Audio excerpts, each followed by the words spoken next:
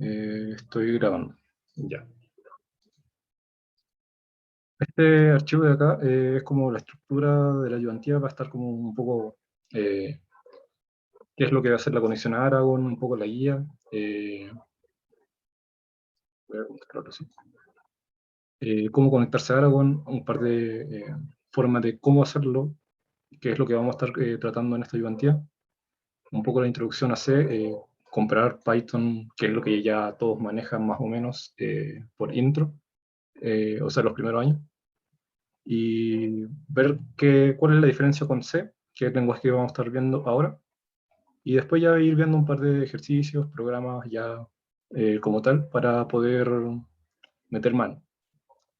Acá mismo en el documento les dejé el enlace para la descarga de Movaxterm, que es uno de los programas que podríamos usar para conectarnos a Aragon, y también un link a un repositorio que es donde voy a estar dejando todos los recursos, imágenes, materiales, o sea, y códigos de ese estilo. Entonces, ahí para que tengan para jugar harto rato, todavía no está completado al 100%.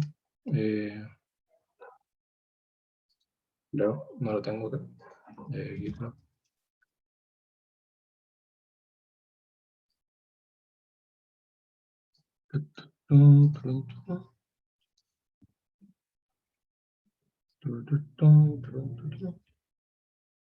Vengo por acá. Esto va a estar algo de ese estilo. Ahí van a estar las cosas de la ayudantía 1, imágenes, cosas complementarias,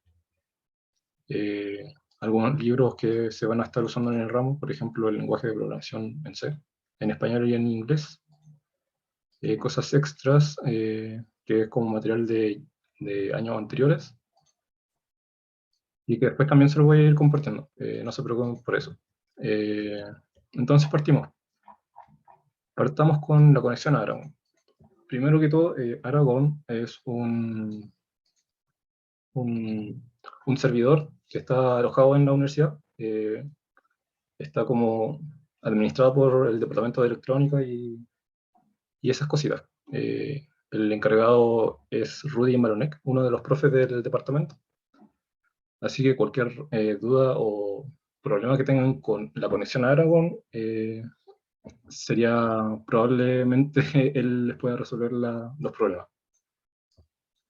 Y si tienen problema de conexión a Aragon, mandarle un correo a Rudy y con copia a Berna. ¿Sí? ¿Alguien iba a hablar? ¿O se activó el micrófono? Ok. Entonces, ¿cómo nos conectamos a Aragon? A través de SSH, que es uno de los protocolos para conexión.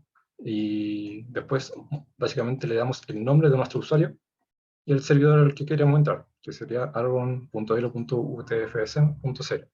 Les voy a mostrar rápidamente dos formas de cómo hacerlo. La primera, que es la que menos me gusta, usando PowerShell, la terminal de Linux o la terminal de Mac, por ejemplo. Esto es básicamente igual para todos. En mi caso sería kevin.pizarro A. Y después le damos el servidor, aragon.elo.utfsm.cl. Y para la primera vez nos va a preguntar si es que queremos que reconozca este servidor y que nos queremos efectivamente conectar a ese servidor. Y luego nos va a preguntar por la contraseña. Entonces yo le doy la contraseña. En la PowerShell no se va a anotar los caracteres, pero una vez que estemos ingresados, nos va a mandar el mensaje de inicio, que es básicamente eso. Y acá en la PowerShell tendríamos que usar los comandos Linux para poder ir trabajando en el medio, por ejemplo, ls para ver los directorios, los archivos y todo eso. Y también se los voy a dejar algunos comandos en un anexo quizás, y para que puedan ir también jugando con eso. Por ejemplo, cd ayudantía, y después tenemos los archivos, podemos ejecutarlos, podemos compilarlos, podemos hacer varias cositas con ellos. Pero esta versión de acá no me gusta mucho porque, bueno, no tenemos una interfaz gráfica y lo siento un poco monótono, también al usar Por ejemplo, el Nano no me gusta mucho como editor de texto, porque no nos brinda mucho más que hacer el texto y chao. Entonces voy a usar la otra opción, que va a ser usar Movaxter, que es como un programa que nos permite hacer la conexión SSH un poco más amena. Entonces, bueno, vamos al enlace, permitir. Nos va a llevar al servidor de Movaxter, lo descargamos, la versión gratis, obviamente, y después cualquiera de los dos sirve. Después de descargarlo, yo ya lo tengo descargado, lo descomprimimos, vamos al instalador, instalamos, eh, como cualquier otro programa, aceptamos los términos y lo dejamos en un lugar donde nosotros queramos. Yo lo quiero dejar en el disco D. Instalamos y estamos listos. Entonces ahora vamos a ejecutar Mova.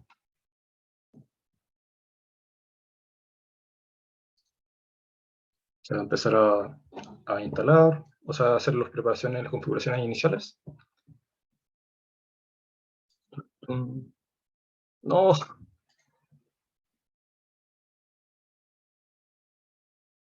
XD. Vamos, ahí está. Entonces acá tenemos dos formas de hacerlo, que sería Start Local Terminal y hacer exactamente lo mismo, SSH, tanto, tanto, tanto. Pero lo que más me gusta a mí es usar la parte de sesión.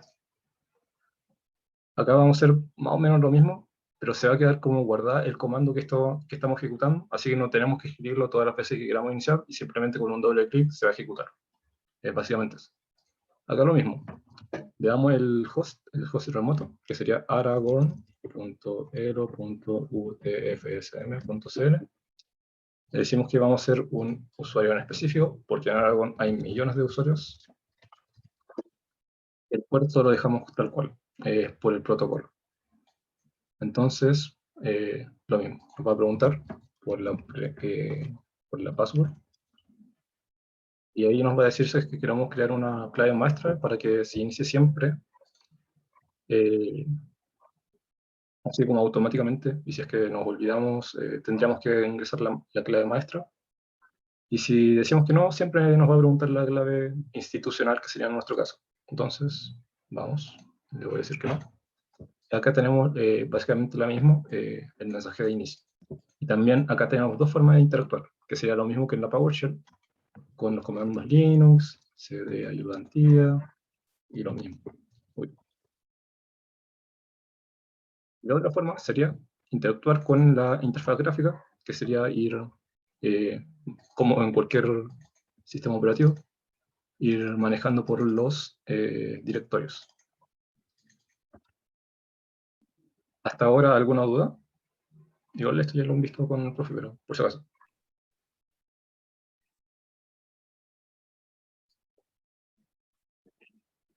Asumo que no.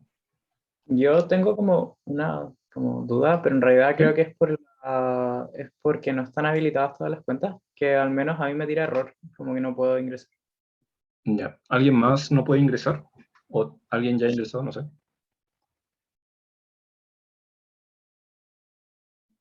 Ahí pueden responder por chat o por voz, para cachar si es que alguien más tiene problema y decirle al profe. En teoría, el profe mandó la lista el martes. Ya, tampoco. Yo tampoco puedo. Ya. Entonces ahí le voy a decir qué onda. Eh, Se supone que el profe mandó la lista el martes a Rudy, con todos los correos y todo ese show, para que les pueda habilitar la cuenta.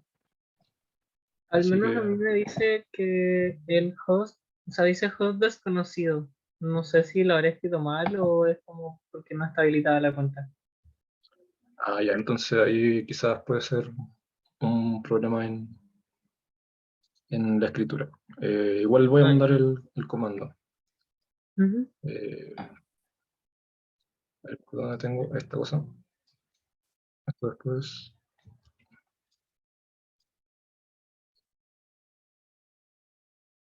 Ahí lo mandé por el chat. Es básicamente eso de ahí.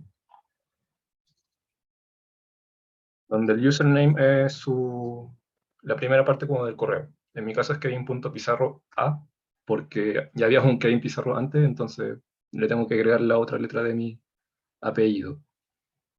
Y el servidor, el remote host, es aragon.elo.utfsm.cl.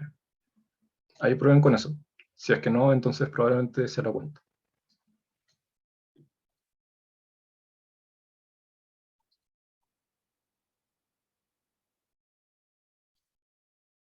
¿Alguien ha podido? O no sé. Si es que le sale el Yo demo. puedo entrar, pero tenía la Yo no cuenta de puedo, creo que mi cuenta no está activa. Ya. Como dijiste, Juan Gamboa. yo puedo entrar, pero porque yo ya activado la cuenta desde antes. Ah, ya. Ya. Entonces, problemas con lo que recién. Y ahí le voy a mandar un mensaje a Werner a ver qué onda, o a Rudy, para cuándo más o menos van a tener las cuentas listas. Eh, por eso, por ahora no podemos hacer mucho contra eso. Tendríamos que esperar. Lo que sí pueden Yo hacer ahora es... copié ¿Sí? lo que mandaste y no funcionó. No había notado que tenía una R al lado de la N, la verdad. Ya, súper. Bueno, ahí igual vamos viendo. Ahí al menos un par que ya puedan. Igual esto va a quedar grabado para que después puedan repetir el proceso cuando ya estén habilitadas la cuenta. Bueno, seguimos. ¿Qué es lo que me gusta también de Modaxter? Es que también puedo conectarlo con mi editor de texto favorito, que es Sublime Text. Básicamente nos vamos a la parte de Settings, acá en Default Text Editor Program. Va a estar por defecto en el Modaxter o el Modatext. Entonces, ¿qué sería este de acá? Este editor de acá. Yo lo encuentro muy feo, sin mucha utilidad. Así que yo prefiero usar mi editor de texto que uso para otras cosas también. Python, C++, Java y varios más, que sería Sublime Text. Le tiramos como el acceso directo, por así decirlo, el .exe. Depende del sistema operativo, pero básicamente el archivo ejecutable. Entonces ahora en vez de mandarme al MobaText, me va a mandar a mi editor de texto, que sería este de acá. Este me gusta un poco más porque puedo personalizarlo, puedo tener predicción de texto y me ayuda mucho a reducir tiempos. Ahí vamos a ir viendo en ejemplos posteriores cómo me ayuda un poco a hacer cosas un poco más rápido, por así decirlo. Eso es por el lado de moda, el servidor Aragon y todo eso. Lo mismo, lo repito. Tenemos dos formas de interactuar. La primera, que es a base de línea de texto, que podría ser en cualquier sistema operativo, con la PowerShell o la terminal de Linux o Mac. Y ahí hay que aprenderse sí o sí los comandos Linux, porque el servidor Aragon está basado en Linux, entonces hay que usar el comandos Linux. Y la otra es usar Movaxerm o una interfaz gráfica que nos ayude a hacer esta pega. De lo que no podemos salvarnos es en la compilación y la ejecución. Esos dos comandos tenemos que aprenderlos de memoria sí o sí, que no son complicados, pero hay que entenderlos. Ya, entonces, por ejemplo, ¿cómo podríamos crear un archivo nuevo? Clic derecho, New Empty File, y test.c, por ejemplo. Y ahí se crea un archivo vacío. ¿Cómo lo borro? De la misma forma, clic derecho, de delete, y estamos listos. ¿Cómo podríamos hacer eso por línea de comando? Podemos hacerlo de dos formas, con el comando touch, el nombre del archivo, y ahí lo creamos vacío. Y ahí revisamos que se crea, efectivamente se crea. ¿Y cómo lo removemos? Con rm test.c. efectivamente se borra. La otra forma de crear un archivo por línea de comando sería con el nano test.c, que se crea también un archivo vacío, y ya podemos empezar a codificar archivos. Por ejemplo, la primera línea, por defecto, agregando nuestra librería. Entonces, acá ya tenemos nuestro test.c, el primer archivo. ¿Y qué es lo que voy a hacer ahora? Hacer una prueba de hola mundo. ¿Se ve bien? ¿O lo hago más grande la parte de la izquierda? Sí se ve bien. Se ve bien. Sí se ven. Ya, súper. Ya, entonces, ahora podríamos, voy a borrar esto. Podríamos empezar a hacer nuestro primer hola mundo, el clásico de todos los lenguajes de programación. Y bueno, ¿qué es lo primero que debemos hacer? Es agregar nuestra librería. Librería para standard input output. Esta librería nos va a permitir hacer un printf, que sería equivalente a un print en Python, por ejemplo. Lectura de datos de entrada, salida de archivos, entrada de archivos, básicamente todo lo que sea de entrada y salida. Y después, sí o sí, tenemos que hacer nuestra función main, que eso tiene que ir sí o sí en todo archivo .c que sea ejecutable, por ejemplo. Y vamos con ello. Si se dan cuenta, ya escribí main y se rellenó todo solito. Lo que usualmente sería bueno, esto de acá lo vamos a ver más en detalle después, y por ahora lo voy a dejar en void, o simplemente sin nada, es exactamente lo mismo. Ahí había un chat. ¿Alguna librería que tenga funciones como coseno? Coseno no estoy seguro, pero hay una librería que se llama mat.h. Sí, muy intuitivo.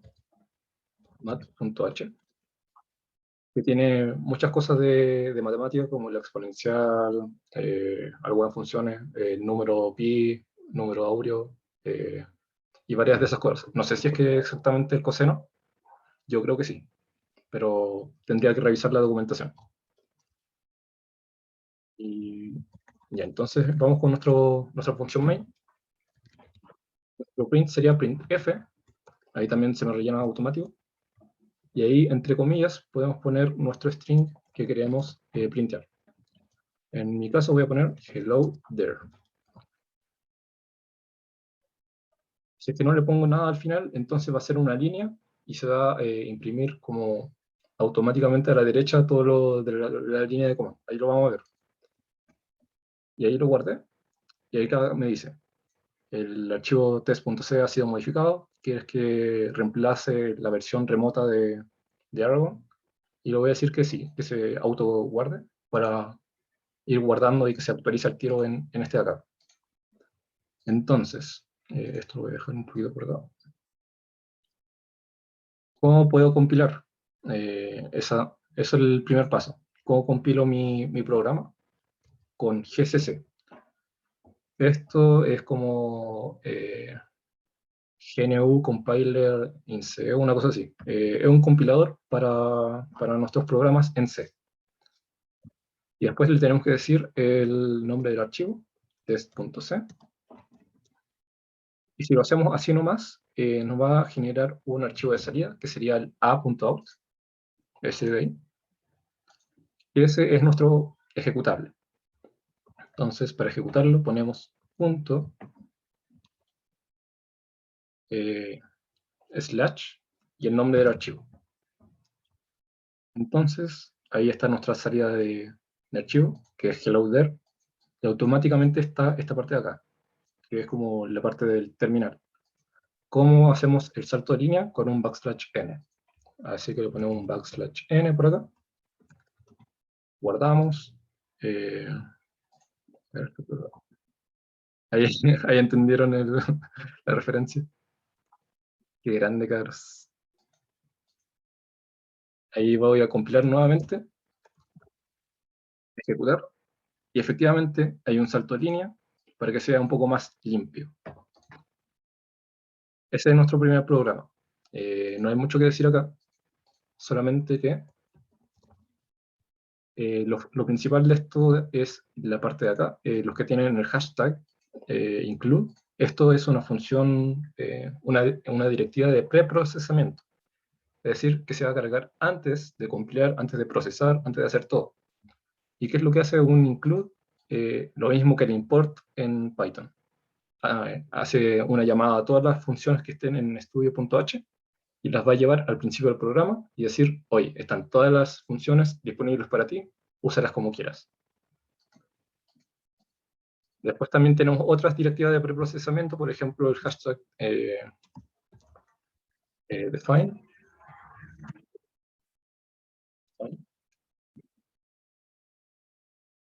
Y acá podríamos poner, por ejemplo, size igual a 5.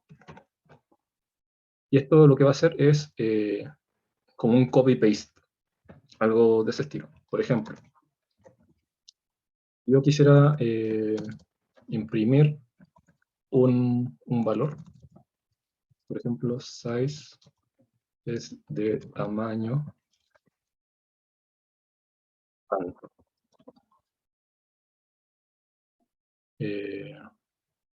Voy a crear una variable int que va a ser de tamaño size.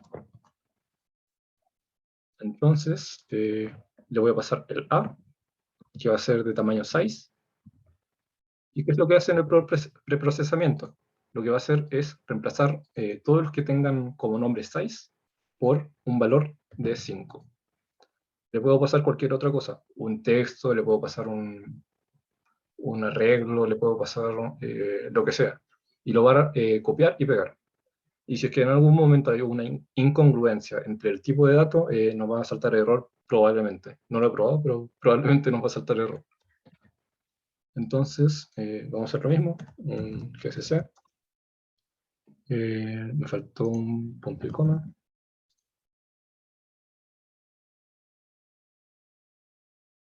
Pero size es de tamaño 5. Y estaríamos. Esas son como las más usadas. Hay otras más que son un poco más avanzadas, como si es que no está definido esta librería, quiero que me la definas, y otras cosas más, pero que no van al caso. Estamos con eso. ¿Alguna duda hasta ahora?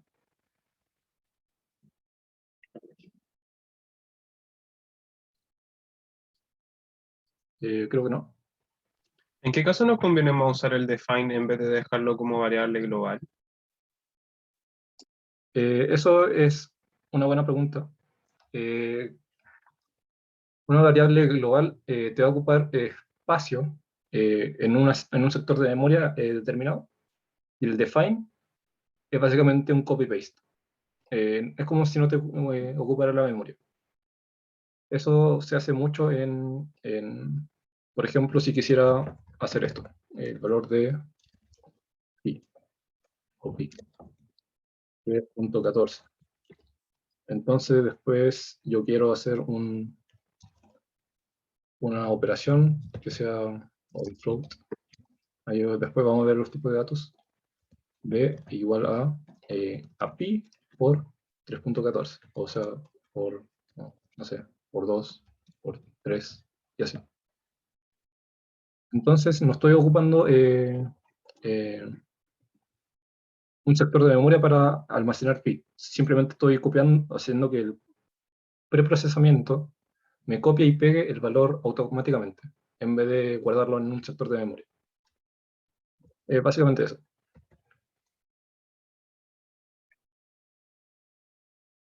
Se usa mucho para los constantes, entonces después, en vez de decir que pi vale 3.14, voy a decir que vale 3 o que vale 5, no sé. Depende si uno es matemático, físico, ingeniero, no sé. Ahí depende de cada uno. Entonces, eso es más o menos. Si es que tienen alguna otra duda, me interrumpen nomás. Ya les dije cómo compilar un programa y que se va a guardar con el nombre a.out.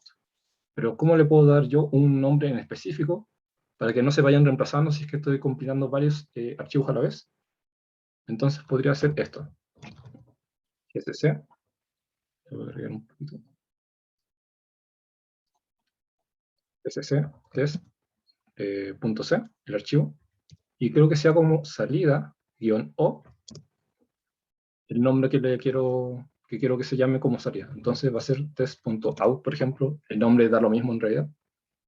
Y mientras no sea un punto C, para no confundirlo, estará bien. Puedo ponerle cualquier cosa y se va a ejecutar igual. Yo le pongo test.out para saber que es una salida. Acá, ¿qué hice? Eliminar el size. Hashtag define size 5.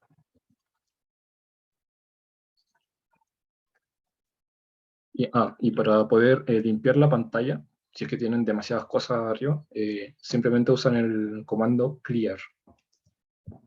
Entonces ahora gcc test.c, quiero que sea como salida, test.out. Y ahora en vez de ejecutar el a.out, a.out, le pongo test.out. Va a ser exactamente lo mismo. Es para que sea un poco más ordenado y un poco más o menos nuestro archivo. De momento es eso. Voy a cerrar este archivo de acá. Y vamos a ir viendo un poco los tipos de datos, operadores, control de flujo y varias cosas más. Si tienen alguna duda, voy a intentar pasar un poco más rápido para ir llegando a los ejercicios. Porque en realidad son cosas muy generales. Y después con el ejercicio podemos ir viendo un poco más en detalle. Sí.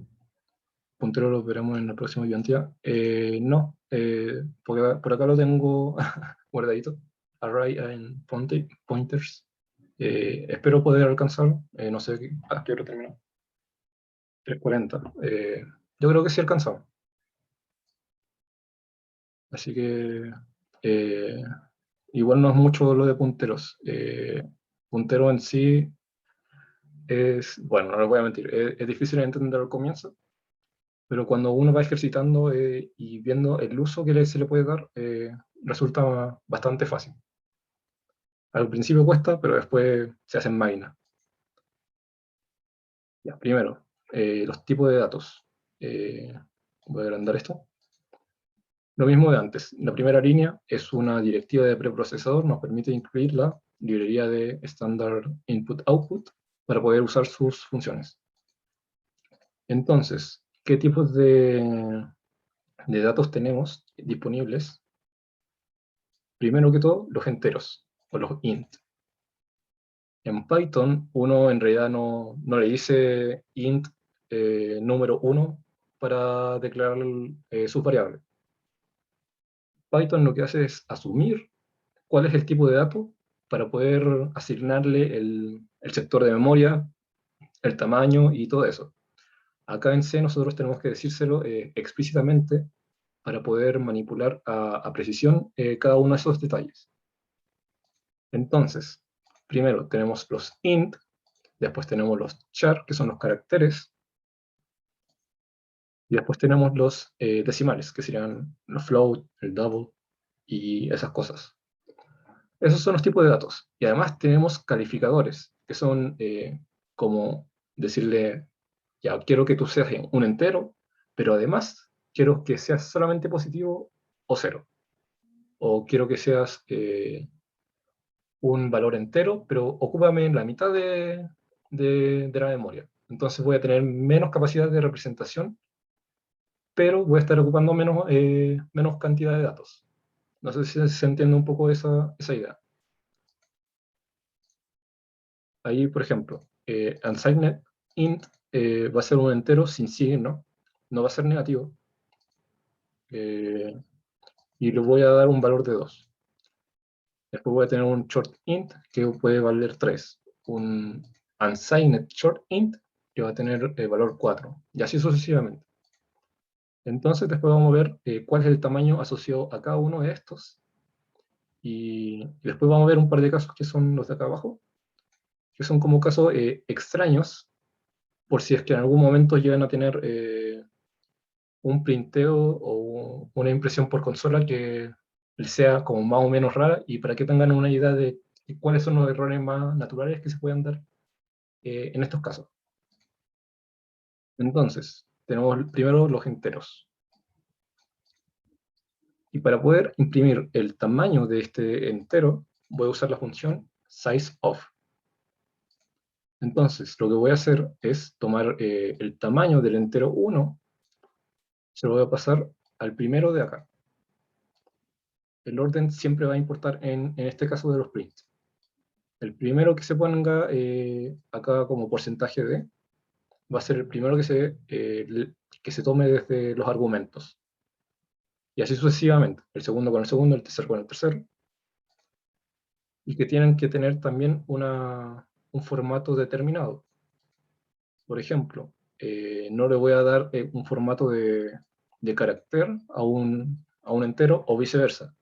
¿Por qué? Porque pueden existir pérdidas de información entre medio. Lo ideal sería pasarles el formato que necesitan exactamente o uno muy parecido para que no hayan esos problemas. Entonces voy a imprimir los números enteros, o sea, el tamaño que ocupa en bytes, y después el valor que tiene. Básicamente eso. Y lo mismo para el char y los decimales, o los puntos flotantes, float double and long double. Después vamos a ver por qué hay un char y un unsigned char. ¿Cuál sería la razón de hacer eso? Voy a hacer la compilación del programa. Esto de acá no sé qué onda. Creo que subió. GCC. Voy a data types.out. Estoy en... ¿sí? Ah, me faltó el guión O. Ahora sí. Ahora voy a ejecutar el archivo con... Ah, cuando uno tiene, por ejemplo, las primeras 2 letras o 3 letras, por ejemplo, no hace falta que escriban todo el nombre completo. Basta con que aprieten en el tabulador y se va a rellenar con el archivo más que concuerde con el nombre que le están dando. Así como para ahorrar un par de segunditos. Entonces acá lo estamos imprimiendo y estamos viendo el entero 1 es de tamaño 4 bytes, ahí me faltó especificarlo, y tiene valor 1. El entero 1 es un entero así tal cual, a capela. El entero 2 es un entero sin signo, también tiene tamaño 4 bytes. ¿Y cuál es la diferencia? Que uno solamente acepta los positivos y el otro acepta positivos y negativos. El caso es del unsigned char, el unsigned int, el que solamente acepta positivos. Entero 3, ¿qué es? Un short. El short es de tamaño 2 bytes. Estoy usando menos bytes para poder representarlo. Eso en términos de espacio igual es notable cuando estamos haciendo un arreglo de, por ejemplo, un arreglo de números y sabemos que los números van a ser pequeños, entonces lo ideal sería usar la menor cantidad de espacio posible. Por el contrario, si es que son números demasiado grandes, probablemente vamos a tener que usar el calificador long, que nos permite usar 8 bytes. Eso es gigantesco. Así como para cachar, un byte son igual a 8 bits. Entonces vamos a tener 2 a la 8 posibles representaciones, ¿cierto? Que serían como 32 mil y tanto. No, 2 a la 8, 256. Si es que no recuerdo. Sí, 256 es 2 a la 8. Pero son Entonces, bytes o bits. estos de acá son bytes. Y un byte está conformado por 8 bits. ¿Ahí sí? Sí. Bueno. Entonces vamos a tener 2 a la 8. Y en el caso de acá vamos a tener 4 bytes, es decir, 32 bits, es decir, 2 a la 32 posibles representaciones. Y el caso más brígido sería este de acá, el del long double, que serían 16 bytes. Eso sería 16 por 8, 48, 128. Entonces serían 2 a la 128 posibles representaciones. Eso son una cantidad gigantesca de posibles representaciones. Y el caso más como preciso que se podría ver esta diferencia sería en los char. ¿Por qué? Porque un char, ¿qué es? Un carácter, ¿cierto? Pero también tiene su representación en números decimales. ¿Por qué? Por la tabla ASCII. Déjame ver si lo tengo por acá. Ahora tengo acá. Ahora tengo ASCII. Entonces, en ASCII tenemos desde 0 hasta 255. ¿Coincidencias? Sí. Bueno, en realidad no. ¿Por qué? Son de 0 a 255. ¿Y qué habíamos calculado antes? 2 a la 8, que es 256. Entonces son 256 representaciones para los caracteres, que tiene solamente un byte. Y va desde 0 a 255. Entonces, cada carácter sería muy útil que sea desde 0 a 255 si quisiéramos poder representar todos los valores. ¿Por qué hay un char y un signed char? Si es que hacemos un char que sea con signo, vamos a tener negativo y positivo, ¿cierto? Entonces, vamos a tener como la mitad de las posibles representaciones, 256 dividido en 2 más o menos. Sería 2 a la 7. Entonces, 128. Entonces sería desde el 0 al 127, que sería justo acá. Entonces, la primera parte de la tabla ASCII, que es como la que siempre se muestra, si googlean van a aparecer desde el 0 al 126, sería como la primera parte porque es posible representar todas esas cosas con solamente 127, 126, 128. 128 valores. Y si quisiera acceder a los otros valores, sí o sí tengo que hacer un unsigned char. ¿Esa diferencia se entiende más o menos? Si no, me dicen nomás y vemos el ejemplo.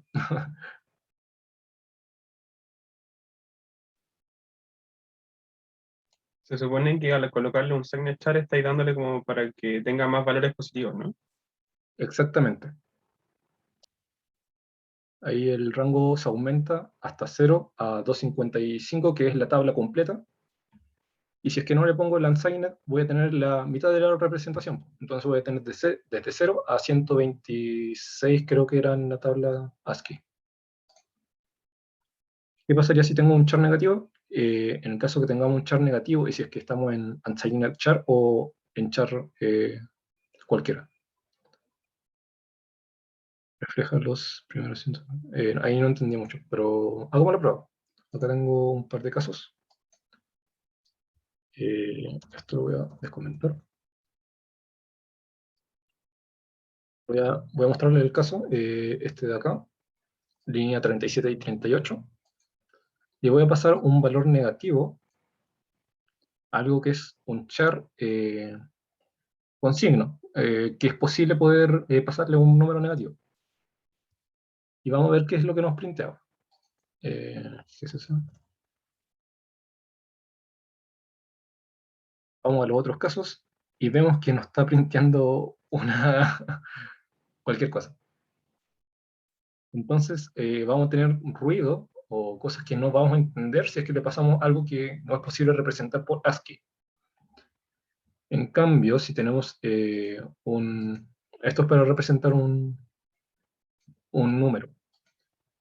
Entonces, si queremos saber el ASCII del A, por ejemplo, le decimos que es un formato de número, Entonces va a ser implícitamente la transformación entre el carácter, lo va a transformar a número, y nos lo podemos printear. Entonces su valor de ASCII en decimal sería 97.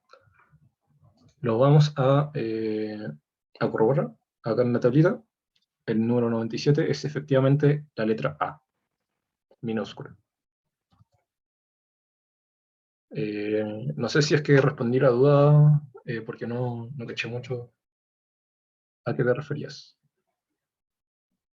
Diego Gallego, creo que era.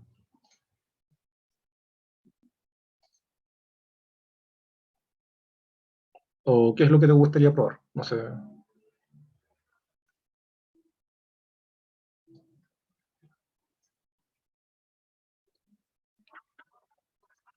Ahí espero. Denme un segundo.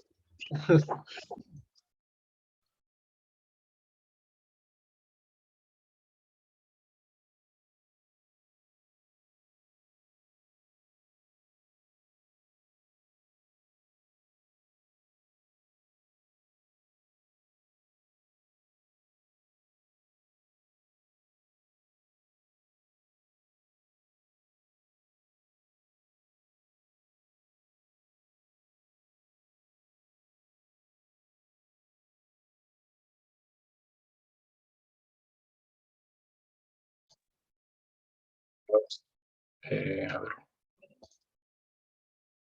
¿Aló? ¿Se escucha? Sí, se escucha. Ya, súper. Sí. A ver, un menos... Ah, otro valor. Ya, a ver, prueba. Menos 12.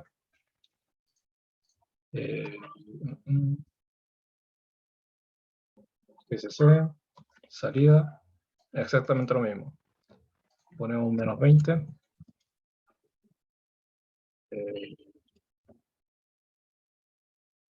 Vamos, exactamente lo mismo.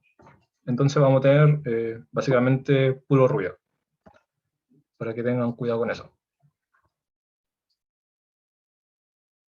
No, básicamente no, a no ser que queramos imprimir basura a propósito, por, no sé, por temas de debugueo o otros, pero en realidad básicamente no serviría de mucho.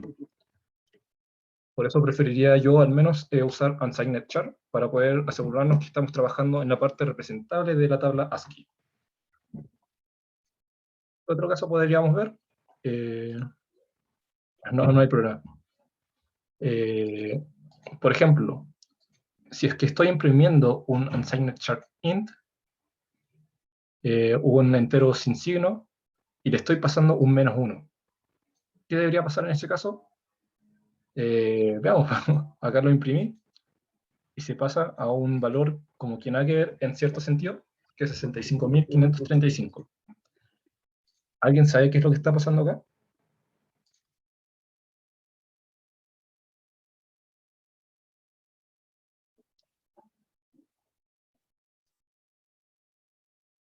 Sí, ¿no? Quizás alguien se la juega. Ahí le estamos diciendo que es un número chiquito y además no tiene signo, ¿no? Exactamente, que es positivo. Mm, qué raro. En realidad no es tan raro, pero sí, en principio pues, puede parecer raro. ¿Qué es lo que está pasando? Nosotros sabemos que esto es finito, tenemos una cantidad representable de números. Sabemos que el unsigned char es, déjame revisar, unsigned char, short int, el número 4, son 2 bytes. 2 bytes. 2 bytes son 16 bits. ¿Cuánto sería eso? Lo tiramos. 2 a la 16. 65.536. Y acá le estamos printeando un 65.535. Entonces como que se dio la vuelta. Tenemos nuestra cantidad representable de datos. Acá tengo el 0, le estoy pasando un -1, entonces se está dando la vuelta y está apareciendo por el nivel máximo. Eso es lo que está pasando. Para que no se asusten tanto en esos casos.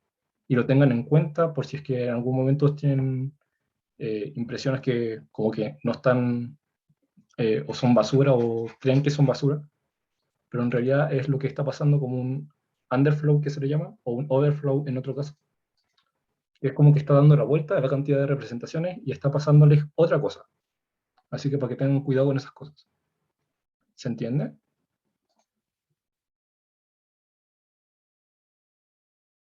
Sí, sí. Bueno, Oye, yo tengo una duda con el double. No lo entiendo. ok. Vamos a ver los double, bueno, el float, o los puntos flotantes. Es una representación de cualquier número decimal. Primero, tenemos los float, que son de tamaño 4. Y puedo representar cualquier número decimal con una exactitud de 4 por 8, 32 bits, entre los positivos y negativos. El double es lo mismo que el float, pero con más grado de precisión, porque voy a tener más cantidad de bits para poder representarlo. Es exactamente lo mismo, pero con mayor precisión. No sé si se dio Sí, a sí, entender. sí. Y el long double, al final lo que hace es duplicar eso también. Exactamente, ese chiste. Es la mamá de la... Ya, ok. La mamá de la mamá de la mamá. Muchas gracias. No hay problema. Vamos a ver cómo estamos de tiempo. 3:21. Quedan unos 20 minutos, más o menos. Disculpa, ¿Sí? ¿Sí? ¿podrías correr el código de los data types para la derecha? Para ver qué hay al final del printf. Ah, ya, ya. Al tiro. O lo voy a dejar en grande. Eh, ya, ya, ahí sí. ¿Sí? Gracias. Sí. Bueno, igual los códigos después van a quedar en el repositorio para que lo puedan ver con más detenimiento. Eso es por los tipos de datos, para que tengan en cuenta esos casos como anormales, y que lo ideal sería siempre pasarles el tipo de datos que quieran imprimir exactamente, para que no le pasen un unsigned, o sea, le pasen un negativo, por ejemplo, a algo que no es negativo. Entonces, para que tengan ojo con eso. El PDF no lo he subido todavía. Eh, Tengo que hacer un par de retoques todavía. Y lo voy a subir a Ayudantía. O sea, lo voy a subir al aula. Y también lo voy a dejar en el Discord, para que ahí después lo vayan viendo con más detenimiento. Eso es por la parte de los tipos de datos. Voy a pasar rápidamente por los operadores y los controles de flujo, porque en realidad es como más o menos lo mismo que en Python. Acá estoy haciendo varios números que son enteros y además que son sin signo, son todos positivos. El enum por ahora déjenlo de lado. Después lo voy a explicar un poco más a fondo. Tenemos lo mismo, tenemos un if, que significa si es que se cumple la condición de adentro, entonces voy a ejecutar lo que está dentro de la línea de código. Si se cumple que el número 1 es menor que el número 2, 2 menor que 5, entonces voy a printear, sí, efectivamente el número 1 es menor que número 2, y así. Si es que no se cumple, y no tengo un else, va a seguir el flujo del programa tal cual, va a ir de arriba hacia abajo. Otra forma de escribir el if es como en la línea 20, para que no se asusten si es que está escrito sin esos corchetes, que es un if en la misma línea, donde se pone exactamente lo mismo, la condición y después la sentencia, pero sin los corchetes. ¿Cuál es la diferencia con el de arriba? Es que en el de la línea 20 solamente puedo poner una sentencia. En cambio, en el de arriba, yo podría poner otro printf, puedo hacer más operaciones dentro de ese bloque de código. La única diferencia. Los dos hacen exactamente lo mismo. Disculpa que... Ese if de... Ah, disculpe. No, dale, dale. Eric. En la línea 20, entonces, eso ¿Sí? siempre se cumpliría. Sí, tengo un print, o sea, Ok, un if, ¿no? Sí. dale, Juan. Por ejemplo, en el caso que, por ejemplo, se le coloca el nombre a una variable, por ejemplo, num1, y no se le coloca 1 literalmente. Creo que algo leí por ahí que tenía que ver con que relacionaba si era 1 o 0. No recuerdo bien eso. Sí, en la condición voy a recibir una condición, o sea, es lo clásico. Si se cumple, esto va a ser reemplazado por 1. Entonces, es lo mismo que ponga num 1 menor que num 2, a que ponga 2 menor que 5, que es reemplazar los datos, o lo mismo que poner 1. ¿Por qué? Porque todas las afirmaciones son verdaderas. 1 es lo mismo que verdadero. Por el contrario, si la sentencia no es verdadera, se va a reemplazar con un 0. Eso es falso.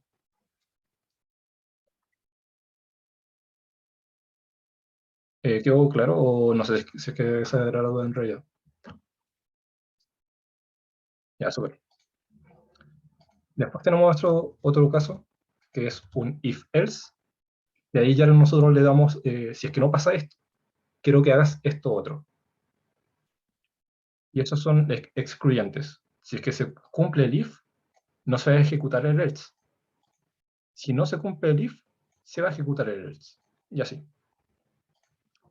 Entonces acá yo lo estoy pasando ahora 2 sentencias. Y tengo que ver si es que ambas son verdaderas o si son negativas, o sea, son falsas. Porque estoy usando este operador de acá, que son ampersand, 2 ampersand, que sería equivalente a en Python poner un AND. Entonces se tiene que cumplir la primera afirmación y se debe cumplir la segunda afirmación para que se ejecute lo de adentro. Si alguna de estas dos no se cumple, o las dos no se cumplen, entonces va a recurrir al else. Es un poco de lógica de los y, de los or, para que también se pueda usar. ¿Y cómo yo puedo usar el or? El or es con estas barritas verticales. 2 barritas verticales sería un or. Entonces, si se cumple la primera afirmación o se cumple la segunda afirmación, entonces voy a ejecutar lo de adentro del if. En otro caso, voy a ejecutar lo que está adentro del else. Entonces, lo voy a dejar como está. Y después podemos tener varios if-else anidados. Que eso es como hacer un arbolito. If, else, if, else, y así se puede hacer un código bastante gigante, donde tenemos un if principal. Si no se cumple, voy a pasar a un caso excepcional, else if. Y si es que no se cumple este if, puedo pasar a otro else, y así puedo ir jugando hasta las condiciones que queramos. En vez de hacer esto, podríamos recurrir a otra función, que es el switch. Voy a tomar un poquito de agua, permiso. Switch es básicamente, le paso una variable, por ejemplo, le podría pasar un número, num1, si es que el número 1 es 1, si es que es 2, es 3, es 4, y un caso de default. Es como si tuviera el caso de los if-else anidados, pero puedo darles casos más ordenadamente. Y ahora los voy a pasar a la parte del enum para que se entienda un poco más lo del switch, que es como la función principal. Acá tengo una variable que se va a llamar color, es enumerable. ¿Y qué significa que sea enumerable? Yo le puedo pasar un nombre cualquiera, pero red va a corresponder al valor 0, green va a corresponder al valor 1, y blue al valor 2. Lo estoy enumerando. Entonces, como dejarlo un poco más legible, entonces voy a tener varios colores que van a estar en una lista. Los voy a declarar y según su sintaxis, que en realidad no viene mucho al caso, y voy a ver si es que color es rojo, es azul, o es verde, o es cualquier otra cosa. Entonces ahí podría hacer esto. Podría pasarle red, o podría pasar 0, le podría pasar 1, le podría pasar 2. que sería el equivalente. Pero a mí me gusta más dejarlo con los nombres porque es mucho más legible. Si color es rojo, entonces va a entrar a esta parte de acá, y después voy a quebrar el ciclo. ¿Qué pasa si es que yo no pongo los break de acá? Se va a ejecutar todos los casos. Entonces hay que tener cuidado con eso. Hay veces que me conviene hacer que no esté algún break o que no estén todos los breaks. Sí, pero son contadas veces. Entonces lo mejor sería ponerle breaks a cada caso. Disculpa, Kevin, los colores no deberían estar entre comillas. No, porque esto es como más o menos como el define. Es como si yo reemplazara el red. No es un string. Es como si yo reemplazara y le pasara el 0, el valor que le corresponde. No, no es un Entiendo. string. Es como una... Es que, por ejemplo, la otra vez estaba jugando haciendo una calculadora y yo usé un char para el switch, pero sí tuve que colocarle las comillas al char. Por ejemplo, era más, menos, los signos de ASCII, pero cuando hice los case tuve que colocarle los de char porque si no no me funciona. Ya, pero tu variable era un char también, o... Sí, pues la variable era un char. Ah, ya, sí, entonces en ese caso sí, porque ahí estáis comparando un char con un char. En este caso yo estoy comparando un valor entero, que es 0, 1, 2, 3, por eso el enumerable, con un valor también entero, porque también lo va a reemplazar. Ah, acabo de entender el enum. Ya, ya, bacán. Sí, es un poco raro, pero es básicamente eso. Estoy enumerando una lista de objetos, le voy a reemplazar el valor que le corresponda cuando corresponda. Eh, Más o menos eso del switch. ¿Qué más? Después tenemos los for de toda la vida. Falta eso. El for tiene esta sentencia. Tengo que declarar antes de usar la variable. Eso es como una regla general en C. Le paso el valor inicial, la condición que quiero que se esté verificando en cada loop, en cada caso, y qué es lo que va a hacer al término de cada loop. En este caso estoy aumentando el valor de la variable. Entonces voy a printear desde 0 hasta 10.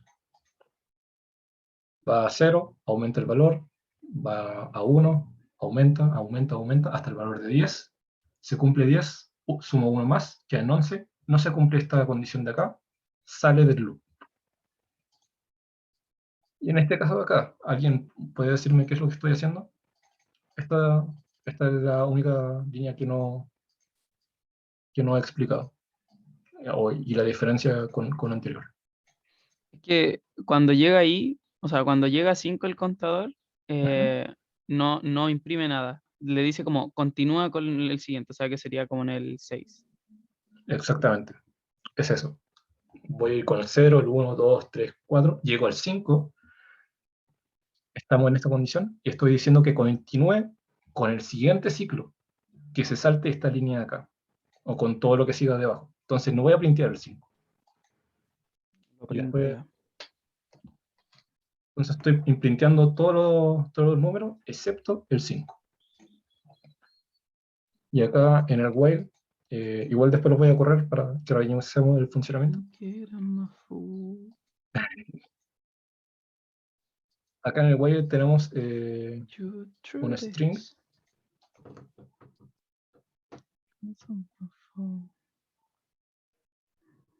Estoy sacando el largo de ese string con el size of. Javier, ¿te puedes silenciar o te silencio yo? No sé. Sorry.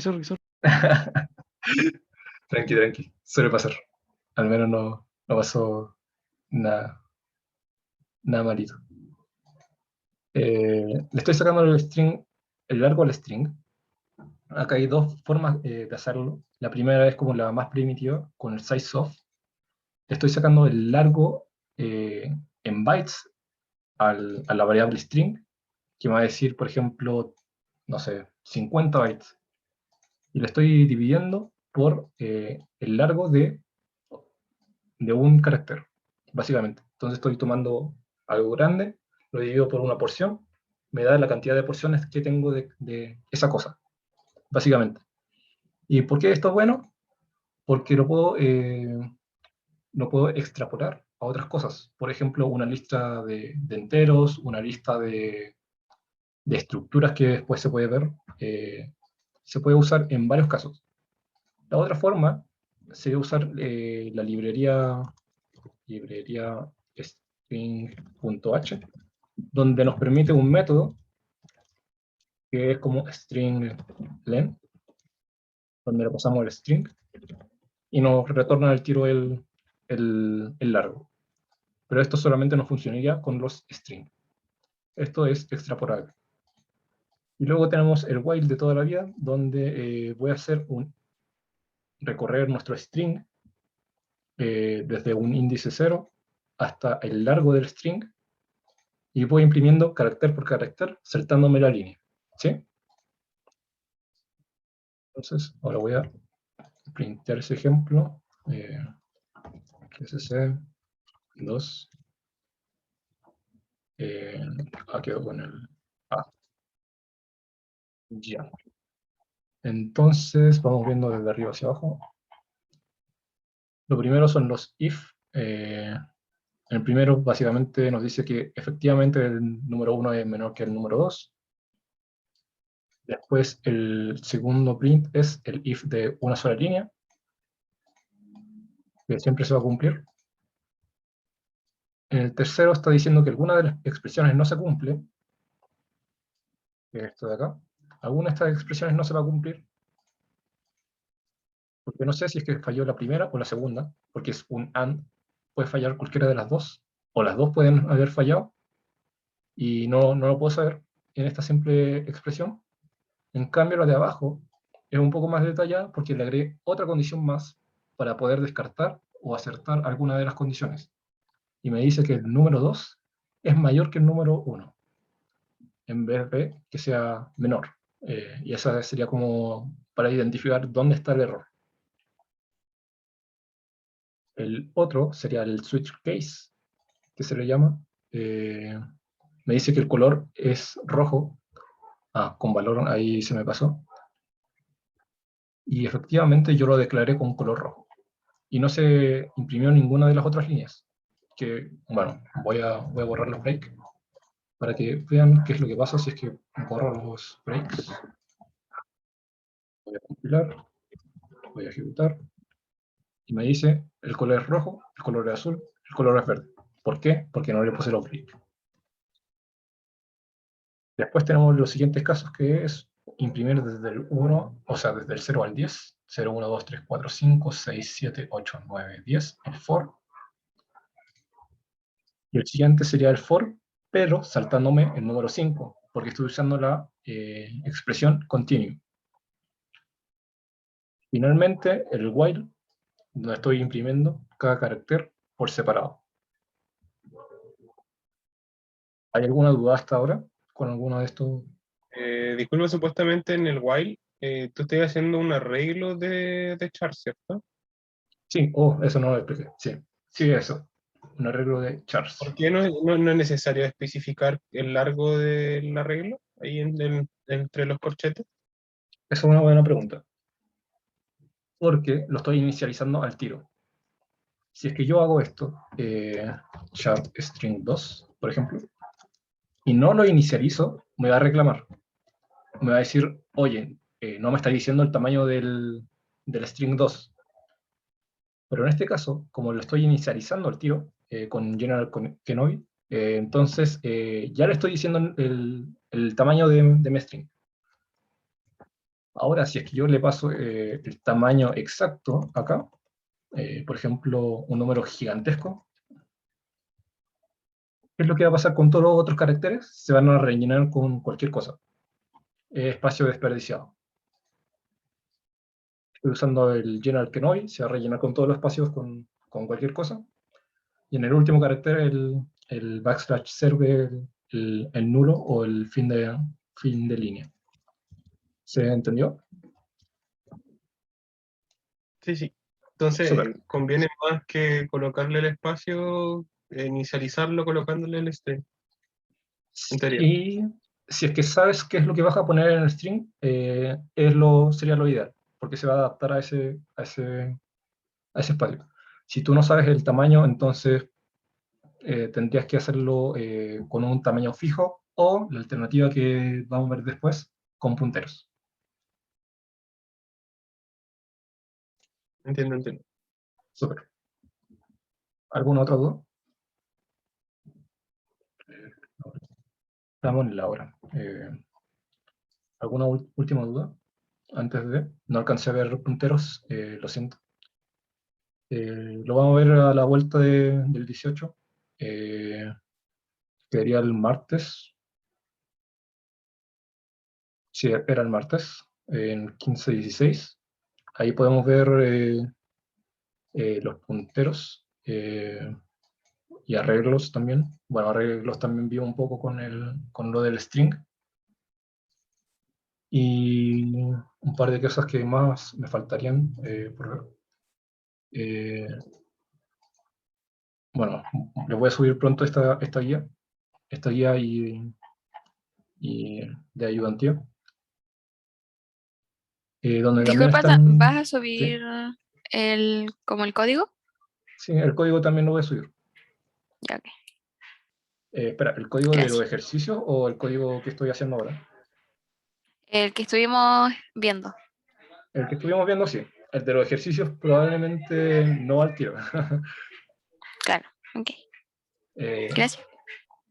no hay problema. Ejercicio, les voy a dejar algunos que son básicos. Por ejemplo, bueno, primero, escriba un programa en C que imprime el tanto, tanto. Otro que sea como repetir el mensaje de entrada que está dado por usuario, que lo transforme en mayúsculas. Otro que sea contador de vocales en un string usando punteros. Otro que sea un intercambiador de valores, un swap. Otro que sea usando main, pero con argumentos, para ir manejando esos temas que son como básicos. Y después ya algo más avanzado para el que quiera jugar un ratito y, y darle a los ejercicios, pues. Eh, Eso es todo. Eso ha sido la ayudantía de hoy. Lo siento por extender un poco con algunos temas. Ahí después nos vamos a poner el día con punteros a la vuelta. Y cualquier duda que tengan con respecto a la materia, al código, me la hacen llegar o algún otro problema que tengan. Chao, gracias. Chaito, Nos vemos. nos vemos. Vale, que nos vemos de Gracias. vuelta. Chao. Paso lento. Chaito. Tiki, tiki, tiki. Hartos terremotos por ahí. Chaito, chaito. En la grabación.